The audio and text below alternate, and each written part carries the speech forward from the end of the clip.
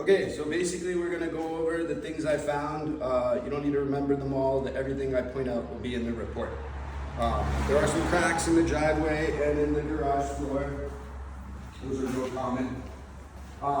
This closet in here, the wall, you can see at some point water was coming through that wall. So the thermal scan, I did a full thermal scan of the entire house, and there's no active moisture anywhere in the walls. So with the amount of rain we've been getting, if there was an ongoing issue, definitely would pick something up. But the only other thing, because this door doesn't have a vent, you can see there's like microbial growth on the door and then on the ceiling inside.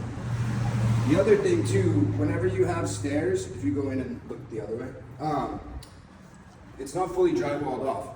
So that's a fire hazard, because if fire starts down here, it can go through the framing of the wall and right up to the second and third floor. So this should be drywalled in, and then there's some electrical wiring that's exposed as well. Garage door is all good. Reverse sensors work fine. So this is your main disconnect. That shuts off all the power for the house, and then there's AC and PV shutoffs in that one. If you look, the grading on this side, so from about the second one down, it kind of slopes towards the structure, and then you can see, it's easy to see up here.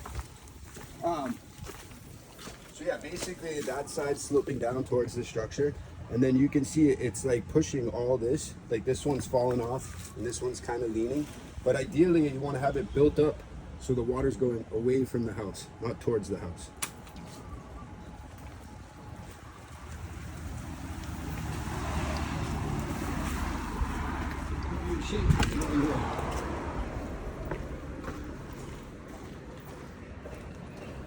You said there was a crack along the wall. Oh, yeah, sorry. There is a small crack, like right here, next to the gutter in the concrete wall. This is the main water shut-off valve. So that shuts off all the water to the house. So the stairs, they have this sealant along these stairs. It's kind of deteriorated in some spots. And then you see all these dark gray, like they've been repaired on the corners. Basically, usually there's like rusted rebar, like this up here. So if you were to just concrete over that, like they did, and just like cover it back up, it's gonna start cracking again because the rust doesn't stop. You have to sandblast the rust off and have like a clean surface for the concrete. So that's probably why all these, you can see like this one, see how they're popping? And you can see little cracks starting again. Whoever did those repairs, I don't think actually cleaned the metal, the rust off before they concreted it. So they're probably gonna need to be done again at some point. This is really difficult to see. Like right in the middle of the wall, there's kind of a crack that runs down the middle, and the wall's kind of shifted a little. If you come up here, it's you can kind of see it. So it goes like this, and then kind of has a little bend in the wall. So this section of the wall has a little crack and a little lean to it. Gotcha. So these railings, the gaps between the spindles are only supposed to be 4 inches. These are like 5.5.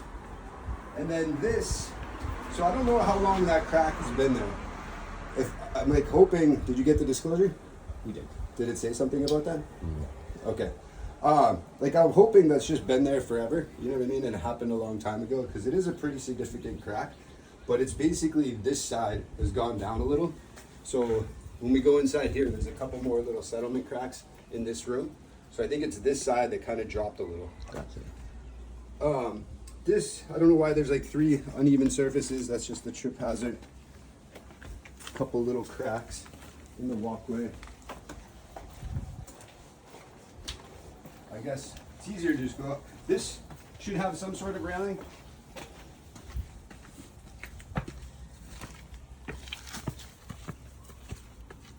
And then I don't know if you can see. Yeah, so you have gutter screens like all around where the trees actually are, like the spots that aren't by trees don't need it really. But where the screens stop on the gutters, like right there, there's like a buildup of debris. So there's a couple of little spots that just need to be cleaned out.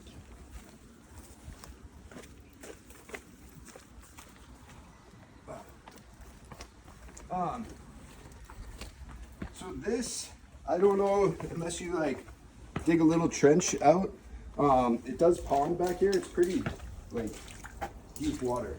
I mean, it's not actually touching the foundation, but ideally you don't want just this standing water here. Was it just from the rain this morning? Yeah, I don't know. It hasn't even rained. It just started raining, so I don't know gotcha. when the last time it was raining, but it doesn't really drain properly, you know what I mean? Okay. Other than that, outside, no dry rot, no termites.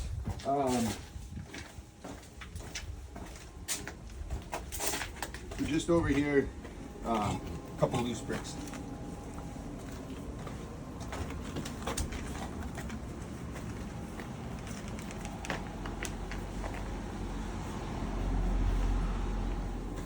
All right, a couple things. One, the laundry tub is not secured to the wall at all. So if you pull it, you can pull the plumbing out. So that should just be screwed to the wall. The dryer looks really new, so I think maybe the vent is clogged. But when I ran it through, it was extremely hot, like 100 plus on the outside, like 290 on the inside. So it's 160 is like where it should be at. So it's definitely overheating for some reason. But I think probably just the vent or the filter or whatever needs to be cleaned. Water heater works. The only thing, it is from 2007, so that's 17 years old. Typically like 15, 20 years is the average. And then also the thermostat is set too high. So 125 is like the absolute max. I was getting like 129, like it's really hot water, like you can burn your hands. So it should be turned down a little. Electric panel is right here. Let me show you a picture. I don't know why, but the gauge on the dryer wiring is the wrong gauge. So basically that's what it looks like inside. So this is a 30 amp breaker. See the size of the wires, the black and white one? Mm-hmm. And then the dryer is a 50 amp and it has the same size. So these are too small for the 50 amp gauge. They should be thicker wires. Luckily though, the dryer is right here. So to pull a new wire shouldn't be that hard to fix the problem. Doesn't have that far to go. Gotcha.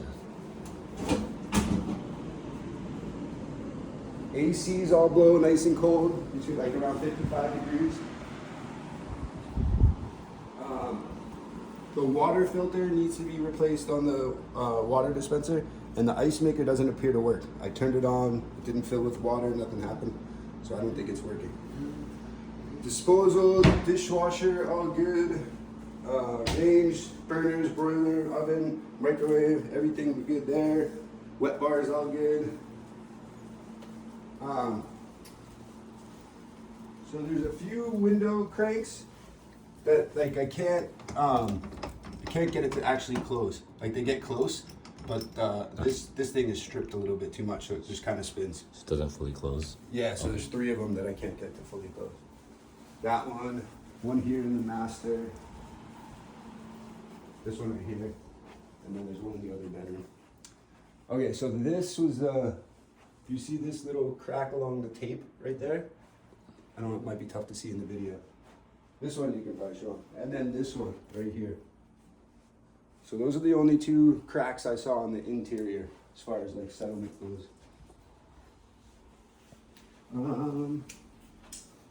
This bathroom. Oh, let me flip that light on, that last light. Probably easier. There's a gap between the faucet and the wall, so that should be sealed up. This handle is just on backwards. It should start there and then go this way instead of going hot to cold. The caulking is a little deteriorated, but all good. Toilet's all good. Sinks are all good.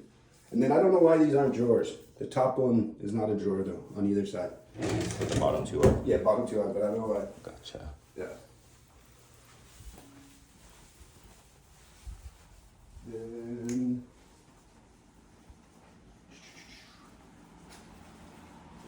the fan in this bathroom is horribly loud. I don't even know, might have actually jammed at this point.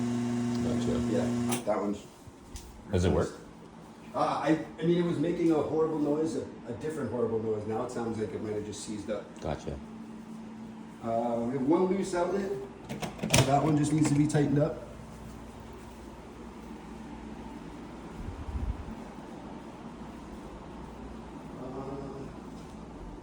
The only thing on the lanai, there is an outlet on the lanai, and it is a GFCI. It's like right there. You don't have to go out because it's crazy. It's just not a weatherproof kind, so it's like an interior outlet.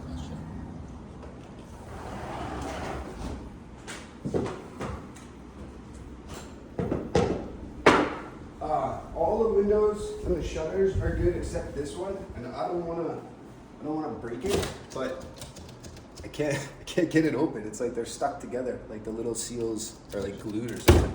But yeah, I couldn't open that one.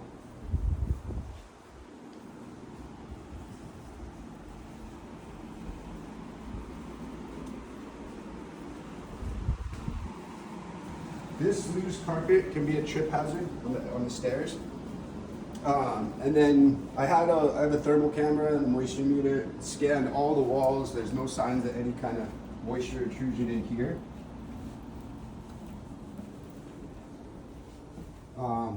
Just the drain stopper in the tub is missing, but other than that, all good.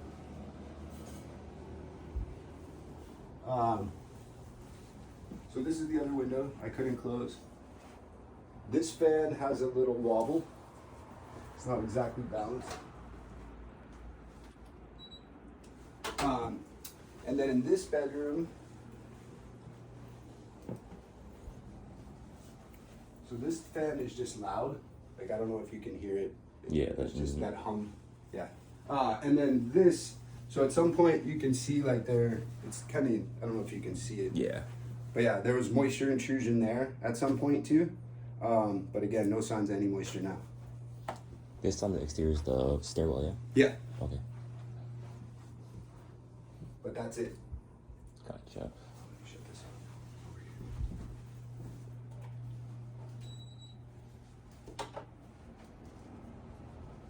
Yeah, it's a cool house, man.